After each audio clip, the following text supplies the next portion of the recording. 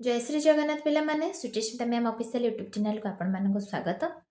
एटा MDC Odia compulsory part जोटा कि second semester पिला मानकर बीए बीएससी छुआ मानक पई मु यूनिट 1 नो ऑलरेडी दुई गोटी क्लास करि सारची जो माने देखि नाहंती फर्स्ट से क्लास को विजिट करंतु देन एई क्लास को आपण माने कले बुझी पारिबे।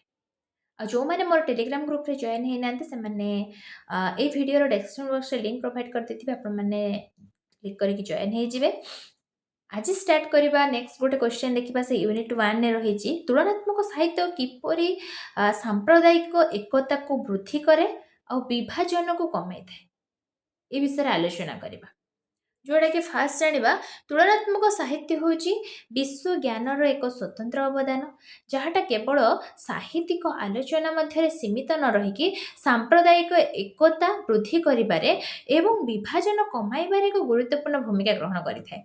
प्रदत्त सूचना आधार में यह विस्तृत आलोचना निम्न प्रदान कराଯାଇଛି।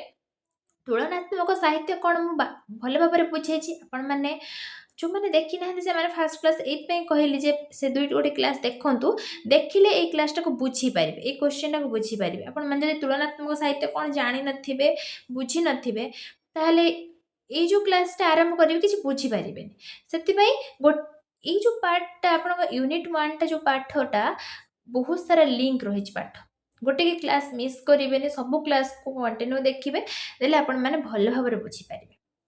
ताहले से कहूँ तुलनात्मक साहित्यटा कौन ना विश्व ज्ञानर एक स्वतंत्र अवदान गोटे स्वतंत्र अवदान हूँ तुलनात्मक साहित्य विश्व स्तर में जहाँटा केवल साहित्यिक आलोचना मध्य सीमित रही न था से कौन करे गोटे सांप्रतिक एकता को वृद्धि करिबारे आ विभाजन को कमेबारे से सहायक होता है और भूमिका बहुत गुरुत्वपूर्ण रही है।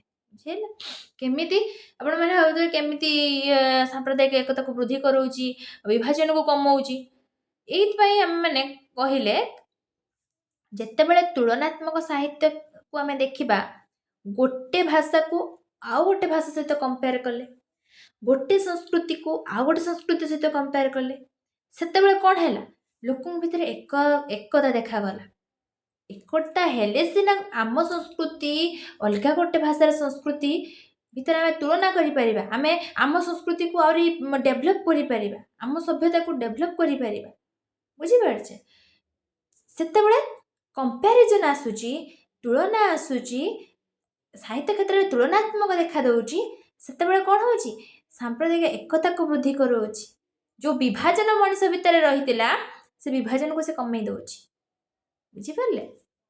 फास्ट पॉइंट से कहूँ संकीर्णता और भौगोलिक बंधन मुक्ति संकीर्णता और भौगोलिक बंधन मुक्ति तुलनात्मक साहित्य मनुष्यर सीमित ज्ञानर परिसीमा को वृद्धि करें।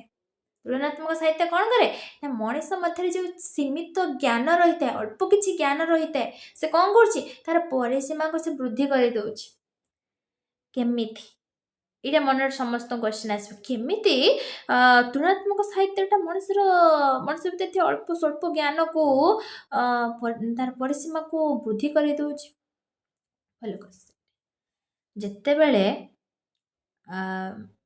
मु निजे बसिक पाठ पढ़िली एग्जांपल दूसरी आम निजे बसिक पाठ पढ़ुं घरे जेतिकीटा गेन करुँच जदि आम ग्रुप आकार क्लास करूँ अधिक आम गेन कर बहुत दिन पर्यटन आम मन भी रोच ना कि केमिति आमर कंपिटिशन आसी जाऊँच भितर सी कहीदे मुझे सी एगुड़ा पढ़ी दूँ सी एगुड़ा जाणी पकाऊँ मुझे पढ़ी जी ताठू आ दुटा क्वेश्चन अधिका जानी मुझे आगे समस्त कह यहीटा आस जाऊँच माइंड को केतले आम से सीमित भितर रहिले आम ए दीर्घकाय हो गले आमर भितर परिसीमाटा आउ अल्प रहिलानी बृहत हो गला बुझेला।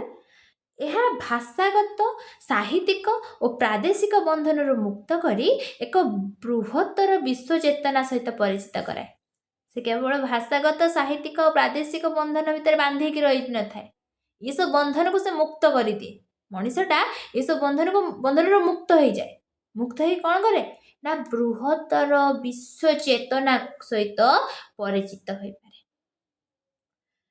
अलग विश्वर जो अलग भाषाभाषी रहिले सेमानंकर चेतना ସେମାନେ କ'ଣ ଚିନ୍ତା କରୁଛନ୍ତି, ବିଶ୍ୱ ସ୍ତରରେ ମୁଁ କ'ଣ, ସେମାନେ କ'ଣ, ଏଇ ଯେଉଁ କମ୍ପାରିଜନଟା ଆସିଲା ପରେ ସେ କ'ଣ ହୁଏ, ନିଜକୁ ବିଶ୍ୱ ସ୍ତରରେ ସେ ପ୍ରେଜେଣ୍ଟେସନ୍ କରେ, ଭଲ ଭାବରେ କ'ଣ କରେ, ତୁଳନା କରିକି ସେତିକି ନିଜକୁ ଡେଭଲପ୍ ବନାଏ। ଯେତେବେଳେ ଜଣେ ପାଠକ ନିଜ ସାହିତ୍ୟକୁ ଏକାଧିକ ସାହିତ୍ୟର ବୃହତ୍ତର ବୃତ୍ତ ମଧ୍ୟରେ ଦେଖେ, ସେତେବେଳେ ସେ ସ୍ଥାନୀୟ ବା ସାମ୍ପ୍ରଦାୟିକ ସଂକୀର୍ଣ୍ଣତାକୁ ଊର୍ଦ୍ଧ୍ୱକୁ ଉଠିପାରେ।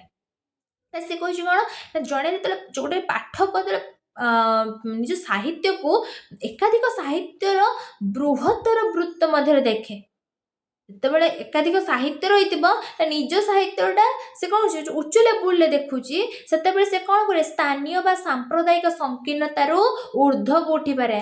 ସାହିତ୍ୟରେ ବ୍ୟାସକବି ଫକୀରମୋହନ ସେନାପତି କ'ଣ ରେବତୀ ଗଳ୍ପ କି 6 ମାଣ 8 ଗୁଣ୍ଠ ଉପନ୍ୟାସ ଆଉ ଯେଉଁ 20ଟା ଗଳ୍ପ ରହିଲା 4 ଉପନ୍ୟାସ ରଚନା କରିଦେଲେ, ରଚନା କରିକି ସେ କମ୍ପାରିଜନ୍ କଲେ ତାଙ୍କ ସାହିତ୍ୟ ଆଉ ଅଲଗା ଆମର ଗୋଦାନ ଯେଉଁ ସହିତ କମ୍ପେୟାର ଆପଣମାନେ ଆଗକୁ ପଢ଼ିଲେ ଜାଣିବେ। ସେ ଯେମିତି କମ୍ପାରିଜନ୍ କଲେ, ବିଶ୍ୱ ସ୍ତରରେ ଆଜି ଗୋଟେ ନାରୀ ଶିକ୍ଷିତ ହୋଇପାରିଛି, ଆମ ପାଟିରୁ ବ୍ୟାସକବି ଫକୀରମୋହନ ସେନାପତିଙ୍କର ନାଁଟା ବି ଆସେ।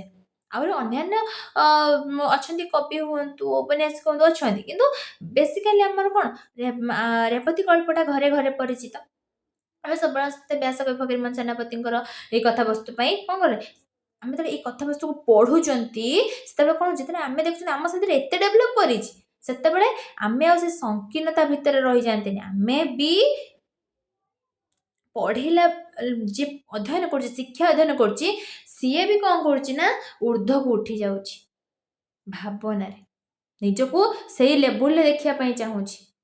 ଦ୍ୱିତୀୟରେ ଆସିଲା ବିଭିନ୍ନ ସଂସ୍କୃତି ଓ ଜାତି ମଧ୍ୟରେ ସଂଯୋଗ ସ୍ଥାପନ କରିବା। ତୁଳନାତ୍ମକ ସାହିତ୍ୟ ସମୟ ଓ ସୀମାକୁ ଅତିକ୍ରମ କରି ବିଭିନ୍ନ ସାହିତ୍ୟ ମଧ୍ୟରେ ସଂଯୋଗ ସ୍ଥାପନ କରିଥାଏ। ସମାଲୋଚକ ଫ୍ରାଇଡେଙ୍କ ମତରେ ଏହା ଗୋଟିଏ ସଂସ୍କୃତିର ଅନ୍ୟ ଏକ ସଂସ୍କୃତି ଉପରେ ପଡ଼ୁଥିବା ପ୍ରଭାବକୁ ଅଧ୍ୟୟନ କରି ମଣିଷମାନଙ୍କୁ ଏକାଠି କରିଥାଏ। ଏହି ବିଭାଜିତ ବିଶ୍ୱରେ ଏହା ମାନବ ଜାତିର ପୃଥକତା ଅପେକ୍ଷା ତାର ଐକ୍ୟ ବା ଏକତା ଉପରେ ଅଧିକ ଗୁରୁତ୍ୱ ପ୍ରଦାନ କରିଥାଏ। ଯେଉଁ ବିଭିନ୍ନ ସଂସ୍କୃତି ରହିଲା, ଯେଉଁ ଜାତି ମଧ୍ୟରେ ସଂଯୋଗଟା ସ୍ଥାପନ ହେଲା, କିଭଳି ଭାବରେ, ଏହି ତୁଳନାତ୍ମକ ସାହିତ୍ୟ ଲାଗି, ତୁଳନାତ୍ମକ ସାହିତ୍ୟର ସମୟ ସୀମାକୁ ଅତିକ୍ରମ କରିକି ବିଭିନ୍ନ ସାହିତ୍ୟ ମଧ୍ୟରେ ସେ କ'ଣ କରୁଛି ନା ନିଜ ସଂଯୋଗ ସ୍ଥାପନ କରୁଛି। ଆଉ ଯେଉଁ ସମାଲୋଚକ ଫ୍ରାଇଡେ ରହିଲେ, ତାଙ୍କ ମତ ଅନୁସାରେ ସେ କ'ଣ କଲେ ନା, ଏଇ ଯେଉଁ ଗୋଟିଏ ସଂସ୍କୃତିର ଆଉ ଗୋଟେ ସଂସ୍କୃତି ଉପରେ ପଡ଼ୁଥିବା ପ୍ରଭାବକୁ ଅଧ୍ୟୟନ କଲା ପରେ ମଣିଷମାନଙ୍କୁ ଏକାଠି କରିଦେଉଛି।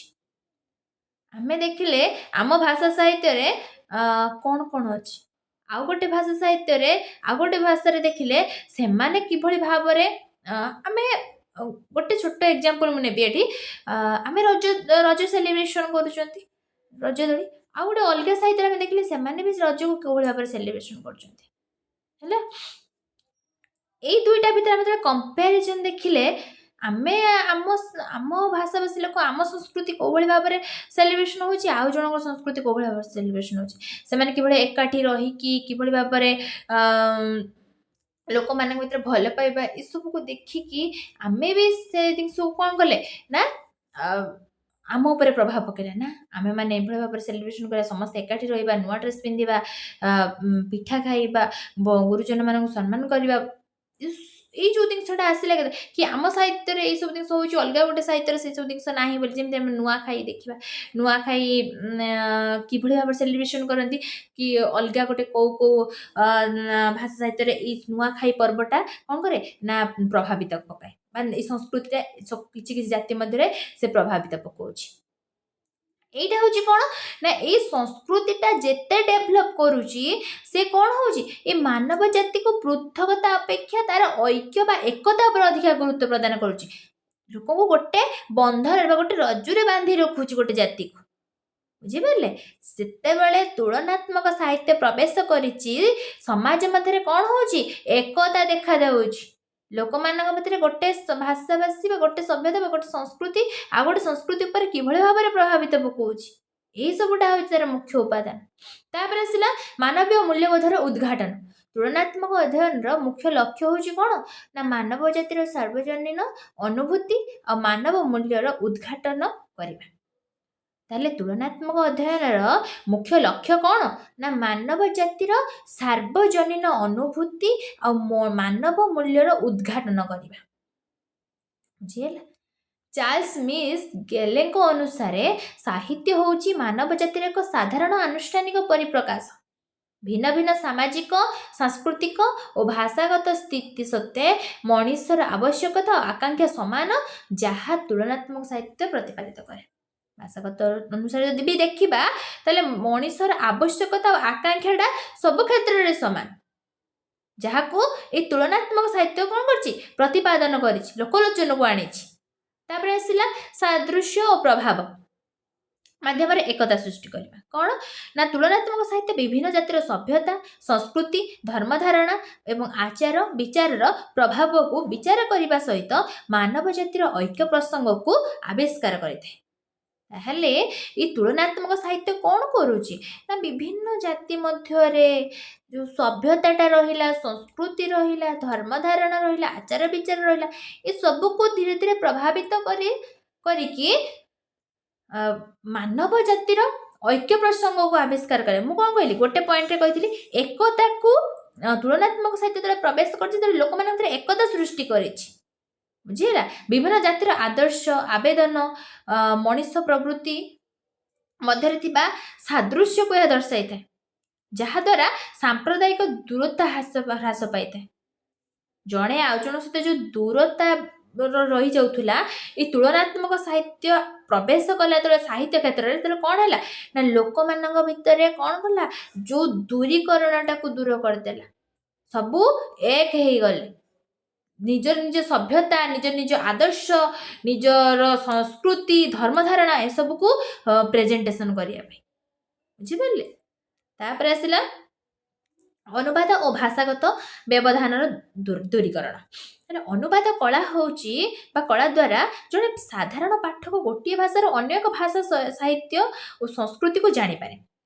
ଏହାଦ୍ୱାରା ଅଜ୍ଞତାଟା ଦୂର ହୁଏ ଆଉ ଅନ୍ୟ ସଂସ୍କୃତି ପ୍ରତି ଶ୍ରଦ୍ଧା ଓ ସମ୍ମାନ ଜାତ ହୋଇଥାଏ, ଯାହାଦ୍ୱାରା ପରିଶେଷରେ ସାମ୍ପ୍ରଦାୟିକ ଏକତାକୁ ସୁଦୃଢ଼ କରିଥାଏ। ତାହେଲେ এই ଯେଉଁ ଅନୁବାଦ ଆଉ ଭାଷାଗତ ବ୍ୟବଧାନଟା ଯେଉଁ ଦୂରୀକରଣ ହେଲା, ସେଟା କ'ଣ? ନା ଯାହାଦ୍ୱାରା ଗୋଟେ ପାଠକ ଗୋଟେ ଭାଷାରୁ ଆଉ ଗୋଟେ ଯେଉଁ ଭାଷା, ସାହିତ୍ୟ ଓ ସଂସ୍କୃତିକୁ ସେ ଜାଣିବାକୁ ପାରିଲା। ଆଉ ଗୋଟେ ଭାଷା, ସାହିତ୍ୟ, ଆଉ ଗୋଟେ ସଂସ୍କୃତି କେଉଁଭଳି ଭାବରେ ରହିଛି, ସେଟା କ'ଣ? ଜଣେ ପାଠକ ଯେତେବେଳେ ଅଧ୍ୟୟନ କଲା, ଅନୁବାଦ ଆକାରରେ ରଚନା ହେଲା, ସେତେବେଳେ କ'ଣ ହେଲା? ସେ ନିଜ ସାହିତ୍ୟ ଜାଣିବା ସହିତ ଅନ୍ୟ ଏକାଧିକ ଭାଷା ସାହିତ୍ୟକୁ ଜାଣିଲା, ଏକାଧିକ ସଂସ୍କୃତିକୁ ଜାଣିଲା, ଏକାଧିକ ଧର୍ମଧାରଣାକୁ ବି ଜାଣିଲେ। ଲୋକମାନେ କେଉଁଭଳି ଭାବରେ କେଉଁଭଳି ଭାଷାଭାଷୀରେ କେଉଁଭଳି ଭାବରେ ଆଚାର ବିଚାର କରୁଛନ୍ତି, ତାକୁ ବି ମଧ୍ୟ ଜାଣିଲା। ଯାହାଦ୍ୱାରା କ'ଣ ହେଲା? ନା ଲୋକଙ୍କ ମଧ୍ୟରେ ଅଜ୍ଞତାଟା ଦୂରୀକରଣ ହେଇଗଲା। ନିଜେ ଯେଉଁଟାକୁ ଧରିକି ଚାଲୁଥିଲେ, ଏଇ ଯେଉଁ ଆମ ସମାଜରେ ପୂର୍ବ କାଳରେ ଯେଉଁ ଅନ୍ଧବିଶ୍ୱାସ, କୁସଂସ୍କାର ଜାବୁଡ଼ି ହେଇକି ରହିଥିଲା, ସେ ପରବର୍ତ୍ତୀ ସମୟରେ କ'ଣ ହେଲା? ଧୀରେ ଧୀରେ ଏଇଟା ଦୂରୀକରଣ ହେଇଗଲା। ଏଇ ଅନ୍ଧବିଶ୍ୱାସ, କୁସଂସ୍କାର ଏସବୁ ଦୂରେଇକି ଚାଲିଗଲା। ଲୋକଙ୍କ ଭିତରେ ସେ ଯେଉଁ ଅଜ୍ଞତା, ମୂର୍ଖତା ଏସବୁ କ'ଣ ଦୂର ହେଇଗଲା, ଯାହାଦ୍ୱାରା ଅନ୍ୟ ସଂସ୍କୃତି ପ୍ରତି ଆମର ଶ୍ରଦ୍ଧାଭାବ ଆସିଲା, ସମ୍ମାନ ଜାତ ହେଲା। ପରିଶେଷରେ ସାମ୍ପ୍ରଦାୟିକ ଏକତାକୁ ସେ ସୁଦୃଢ଼ କରିପାରିଲା। ଯଦି ଆମେ ଅଲଗା ଜଣେ ଭାଷାଭାଷୀର ଭାଷା ସାହିତ୍ୟକୁ ଜାଣିବା, ସଂସ୍କୃତିକୁ ଜାଣିବା, ଧର୍ମଧାରଣାକୁ ଜାଣିବା, ତାହେଲେ କ'ଣ ହେବ? ମଣିଷ ଭିତରେ ଭଲ ପାଇବା ଆସିବ, ଶ୍ରଦ୍ଧା ଆସିବ, ଗୋଟେ ଜାତି ଆଉ ଗୋଟେ ଜାତିକୁ ସମ୍ମାନ କରିବାର ଭିତରୁ ଇଚ୍ଛା ହେବ। ତାହେଲେ ଏହାଦ୍ୱାରା କ'ଣ ହେଇପାରିବ? ଗୋଟେ ସାମ୍ପ୍ରଦାୟିକ, ଗୋଟେ ସମ୍ପ୍ରଦାୟର ସୁଦୃଢ଼ ହେଇପାରିବ। ବୁଝିପାରିଲେ? ତାପରେ ପରିଶେଷରେ ଆମେ ଜାଣିବା ଉପସଂହାରଟା କ'ଣ? ନା ପରିଶେଷରେ କୁହାଯାଇପାରେ ଯେ ତୁଳନାତ୍ମକ ସାହିତ୍ୟ ହେଉଛି ରାଷ୍ଟ୍ରୀୟ ଓ ସାମ୍ପ୍ରଦାୟିକ ପରିଧିର ସଂକୀର୍ଣ୍ଣତାକୁ ଭାଙ୍ଗି ଦେଇଥାଏ, ଆଉ ଏହା ଏକ ମାନବିକ ଭାବସଭାରେ ଉପନୀତ ହେବାକୁ ଲକ୍ଷ୍ୟ ରଖି ବିଭାଜିତ ସମାଜରେ ଏକତା ଓ ଭାତୃଭାବ ବୃଦ୍ଧି କରିବାରେ ଏକ ବରଦାନ ସଦୃଶ କାର୍ଯ୍ୟ କରିଥାଏ। ତାହେଲେ ପରିଶେଷରେ ଆମେ କ'ଣ କହିଲେ? এই ତୁଳନାତ୍ମକ ସାହିତ୍ୟଟା କ'ଣ? ନା ତୁଳନାତ୍ମକ ସାହିତ୍ୟ ଯେଉଁଟାକି ରାଷ୍ଟ୍ରୀୟ ଆଉ ଗୋଟେ ସମ୍ପ୍ରଦାୟର ପରିଧିର ସଂକୀର୍ଣ୍ଣତାକୁ ଭାଙ୍ଗି ଦେଇଥାଏ, ଗୋଟେ ତାର ପରିସୀମା ଭିତରେ ନଥାଏ। ଇଏ କ'ଣ କରେ? ଇଏ ବିସ୍ତୃତ, ସାରା ବିଶ୍ୱରେ ଏହାର ପ୍ରଭାବଟା ସମସ୍ତେ ଦେଖିବା ପାଇଁ ପାଇଲେ।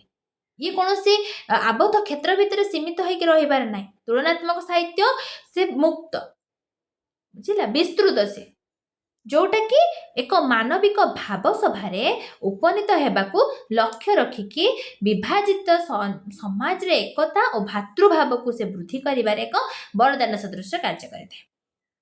ये समाज रो एकता स्थापन करे आउ भाई भाई रो संपर्क को से वृद्धि करिथे। बुझी पाले तुलनात्मक साहित्य ए क्वेश्चन टा।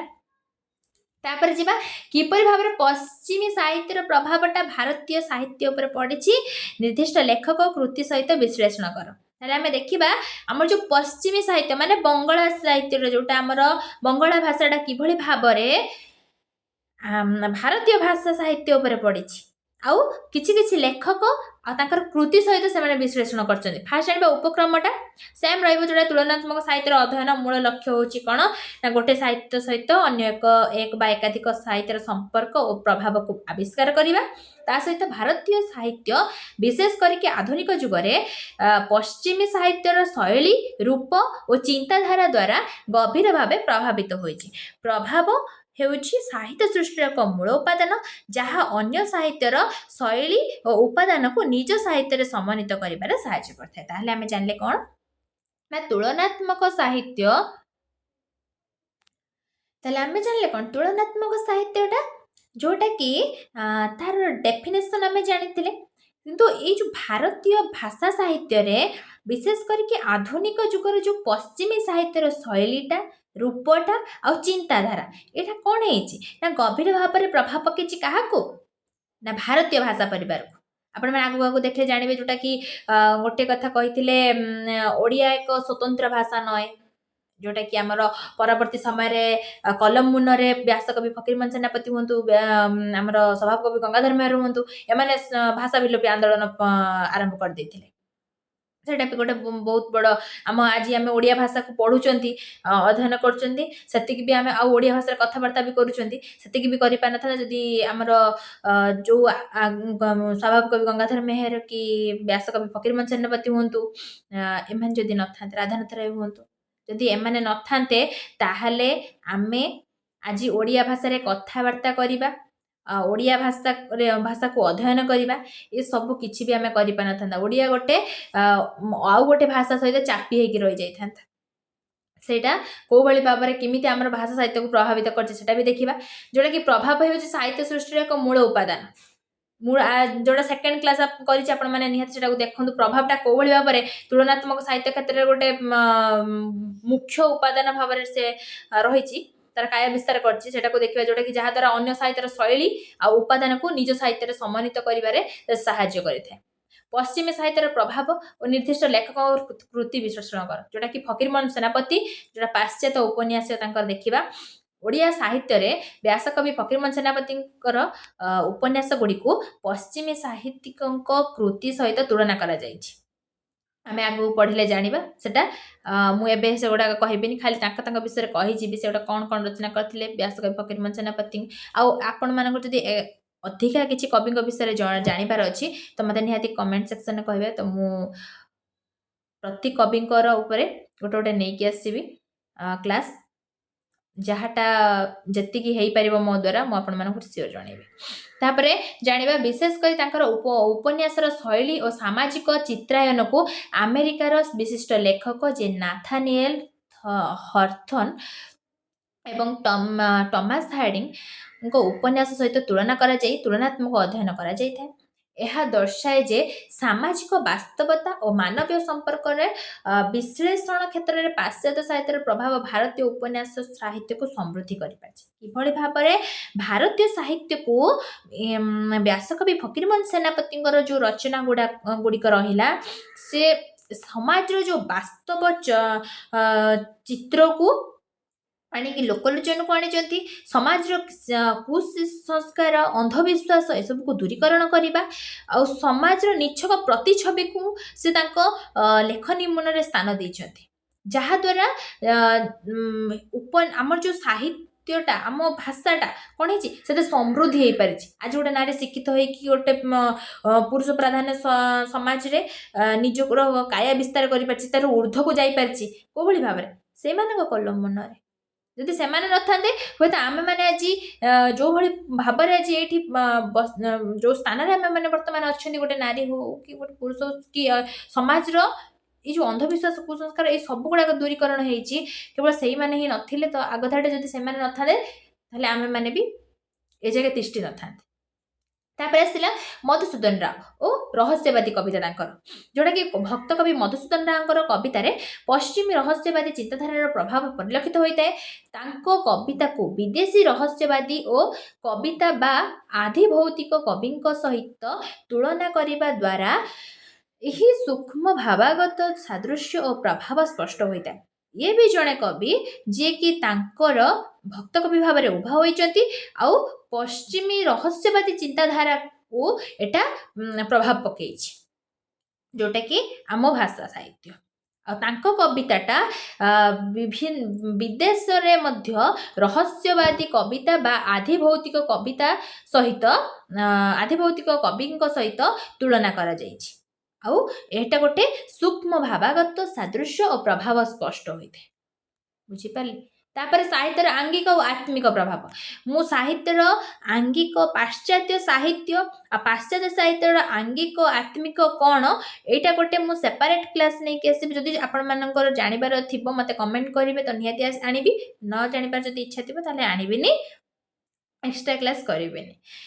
ଯଦି ଜାଣିବାର ଥିବ କମେଣ୍ଟ କଲେ ନିହାତି ଏଇ ପାଶ୍ଚାତ୍ୟ ସାହିତ୍ୟଟା କ'ଣ ଆଉ ପାଶ୍ଚାତ୍ୟ ସାହିତ୍ୟରେ ଆତ୍ମିକ କ'ଣ ଆଙ୍ଗିକ କ'ଣ ଏଇଟା ମୁଁ ଭଲ ଭାବରେ ବିଶ୍ଳେଷଣ କରିବି। ଆଜି ଜାଣିବା ସେ ସାହିତ୍ୟ କ୍ଷେତ୍ରରେ ଆତ୍ମିକଟା କ'ଣ ଆଙ୍ଗିକଟା କ'ଣ କେଉଁ ଭାବରେ ପ୍ରଭାବ ପକାଇଛି, ଯେଉଁଟାକି ପଶ୍ଚିମୀ ସାହିତ୍ୟର ପ୍ରଭାବ କେବଳ ଭାବନା ମଧ୍ୟରେ ସୀମିତ ନୁହଁ ବରଂ ଏହା ଶୈଳୀଗତ ଆଉ ସଂରଚନାଗତ ମଧ୍ୟରେ ପରିବର୍ତ୍ତନ ଆଣିଛି। ଗୋଟିଏ ଜାତିର ସଭ୍ୟତା ଆଉ ସଂସ୍କୃତି ଆଉ ଗୋଟେ ଜାତି ଉପରେ ପ୍ରଭାବ ପକାଇବା ଫଳରେ ଭାରତୀୟ ଲେଖକମାନେ ପାଶ୍ଚାତ୍ୟ ନୂତନ ସାହିତ୍ୟିକ ରୂପ ଯଥା ସୋନେଟ୍, କ୍ଷୁଦ୍ରଗଳ୍ପ ଆଉ ମନତାତ୍ତ୍ୱିକ ଉପନ୍ୟାସ ଆଦିକୁ ଆହରଣ କରିଛନ୍ତି। ତାହେଲେ ସେ କହୁଛି କ'ଣ ନା ଗୋଟିଏ ଜାତି ଯେତେବେଳେ ଗୋଟେ ସଭ୍ୟତା ସଂସ୍କୃତି ଉପରେ ସଂସ୍କୃତିକୁ ଦେଖୁଛି ସେ ଅନ୍ୟ ଏକ ଜାତିର ଉପରେ ତାର ପ୍ରଭାବ ପକାଉଛି। ବୁଝିଲେ? ସେମାନେ କିଭଳି ଭାବରେ ଚାଲିଚଳନ କରୁଛନ୍ତି, ସେମାନେ କିଭଳି ଭାବରେ ଧର୍ମକୁ ଆପଣେଇଛନ୍ତି, ସେମାନେ ତାଙ୍କର ଆଚାର ବିଚାର କ'ଣ, ଏ ସବୁ ଗୁଡ଼ାକ ଆଉ ଗୋଟେ ଜାତିକୁ ବି ସେ ପ୍ରଭାବ ପକାଉଛି। ଯାହାଦ୍ୱାରା ଏ ଭାରତୀୟ ଲେଖକମାନେ ପାଶ୍ଚାତ୍ୟ ନୂତନ ସାହିତ୍ୟର ରୂପ ଯଥା ସୋନେଟ୍ ହଉ, କ୍ଷୁଦ୍ରଗଳ୍ପ, ମନତାତ୍ତ୍ୱିକ ଉପନ୍ୟାସ ଏସବୁକୁ ଆହରଣ କରିଛନ୍ତି। ତାପରେ ଯିବା ରବୀନ୍ଦ୍ରନାଥ ଟାଗୋରଙ୍କ ବିଷୟରେ, ଯେଉଁଟାକି ତାଙ୍କର ବିଶ୍ୱ ସାହିତ୍ୟ କ୍ଷେତ୍ରରେ ରବୀନ୍ଦ୍ରନାଥଙ୍କ କବିତା ଓ ଚିନ୍ତାଧାରାରେ ବିଶ୍ୱ ସାହିତ୍ୟର ଏକ ବୃହତ୍ତର ପ୍ରତିଫଳନ ଦେଖିବା ପାଇଁ ମିଳିଥାଏ, ଯେଉଁଟାକି ତୁଳନାତ୍ମକ ବିଚାର ଅନୁଯାୟୀ ଯେତେବେଳେ ଜଣେ ଲେଖକ ବିଶ୍ୱସ୍ତରୀୟ ଚେତନାକୁ ଆପଣେଇ ନିଅନ୍ତି ସେଠାରେ ପଶ୍ଚିମୀ ଓ ପ୍ରାଚ୍ୟ ସାହିତ୍ୟର ଏକ ଅପୂର୍ବ ସମନ୍ୱୟ ଘଟିଥାଏ। ସେ କହିଛନ୍ତି କ'ଣ ନା ଯେତେବେଳେ ତୁଳନାତ୍ମକ ବିଚାର ଅନୁଯାୟୀ ଆମେ ଦେଖିବା, ଯଦି ଜଣେ ଲେଖକ ବିଶ୍ୱ ସ୍ତରରେ ଚେତନାକୁ ଆପଣେଇ ନେଇପାରୁଛି ସେତେବେଳେ ସେଠାରେ କ'ଣ ହେଉଛି ନା ପଶ୍ଚିମୀ ଓ ପ୍ରାଚ୍ୟ ସାହିତ୍ୟର ଏକ ଅପୂର୍ବ ସମନ୍ୱୟ ଘଟୁଛି, ଗୋଟେ ଅପୂର୍ବ ମିଳନ ଘଟୁଛି ସେତେବେଳେ। ବୁଝିପାରିଲେ? ଯଦି ମୁଁ ଗୋଟେ କ୍ଲାସ୍କୁ ଯାଉଛି, ଏକ୍ଜାମ୍ପଲ୍ ମୁଁ ଗୋଟେ କ୍ଲାସ୍କୁ ଯାଉଛି, କ୍ଲାସ୍ରେ ମୋତେ ପାଠ ପଢ଼େଇବାର ଅଛି। ସେ କ୍ଲାସ୍ରେ ପାଠ ପଢ଼େଇବାଟା ଠୁ ବେଶୀ ଛୁଆଙ୍କ ସାଙ୍ଗରେ ଆମେ କେତେ ମିଶିପାରିବା, ଛୁଆ କେତେବେଳେ ମୋ ପାଠଟାକୁ ଶୁଣିବେ, ମୋ କଥାଟା କେତେବେଳେ ଶୁଣିବେ, ନହେଲେ ତ ଛୁଆ କ୍ଲାସ୍ରେ ହଇରାଣ ମୁଁ ମୋ କାମ କରିଦେଇ ପଳେଇବି, ସେଇଟା ଗୋଟେ ମୋ ବିଶ୍ୱ ସ୍ତରରେ ଯାଇପାରିବିନି। ବୁଝିଲା? ଯଦି ମୋ କଥାଟାକୁ ସେମାନେ ମନ ଦେଇକି ଶୁଣିବେ, ମୁଁ ଛୁଆଙ୍କୁ ପ୍ରଥମେ ଆପଣେଇ ନେଇପାରିବି, ତାପରେ ଛୁଆ ମୋ କଥା ଶୁଣିବେ। ମୁଁ ଫାଷ୍ଟ ଟାଇମ୍ କହିଦେବି ମୋ କଥା ଶୁଣ, ମୋତେ ଡର ହୁଏତ ଶୁଣୁଥିବେ କି ମୋ କଥାଟାକୁ ଆକ୍ଚୁଆଲି କଥାଟାକୁ କେହି ବୁଝିବେନି। ବୁଝିହେଲା? ତାହେଲେ ମୁଁ ଯଦି ସେମାନଙ୍କୁ ଆଗେ ଆପଣେଇ ନେଇପାରିବି ତାହେଲେ ସେମାନେ ମଧ୍ୟ ମୋତେ ଆପଣେଇ ନେବେ। ଠିକ୍ ସେଇଭଳି କଥା ଏ ତୁଳନାତ୍ମକ ସାହିତ୍ୟ ବିଚାର ଅନୁସାରେ ସେ କହୁଛି ଯଦି ଜଣେ ଲେଖକ ବିଶ୍ୱ ସ୍ତରର ଚେତନାକୁ ସେ ଆପଣେଇ ନେଇପାରିବ, ବିଶ୍ୱ ସ୍ତରରେ ସବୁ ଭାଷାଭାଷୀ, ସବୁ ଧର୍ମ, ସବୁ ସଂସ୍କୃତି, ସବୁ ଧର୍ମଧାରଣା, ଆଚାର ବିଚାର ସବୁକୁ ନିଜ ଭିତରେ ସ୍ଥାନ ଦେଇପାରିବ, ଆପଣେଇ ନେଇପାରିବ, ସେତେବେଳେ ଜଣେ ଲେଖକ ସେ କ'ଣ କରିବ ଆଉ ଗୋଟେ ପଶ୍ଚିମୀ ଆଉ ପ୍ରାଚ୍ୟ ସାହିତ୍ୟ ଭିତରେ ସେ ଅପୂର୍ବ ସମନ୍ୱୟ ମିଳନଟାକୁ ସୃଷ୍ଟି କରିପାରିବ। ବୁଝିଲା?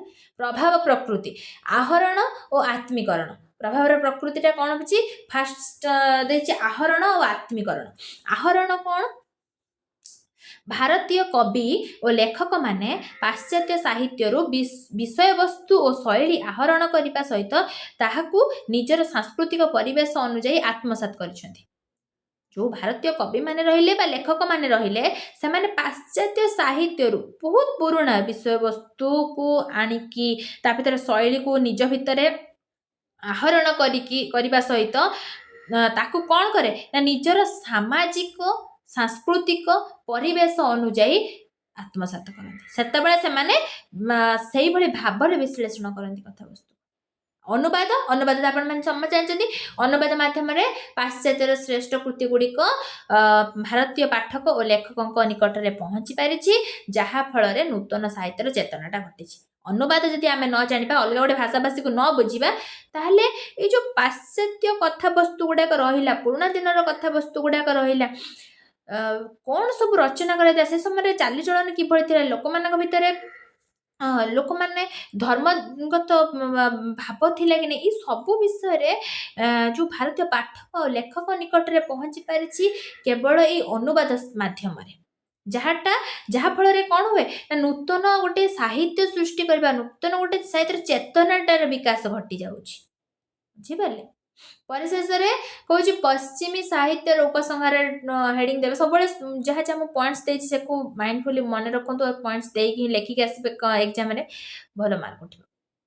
पश्चिमी साहित्यर प्रभाव भारतीय साहित्यर राष्ट्रीय सीमा को अतिक्रम करिकी एहार एक बौद्धिक और विश्वजनीन रूप प्रदान करिछि।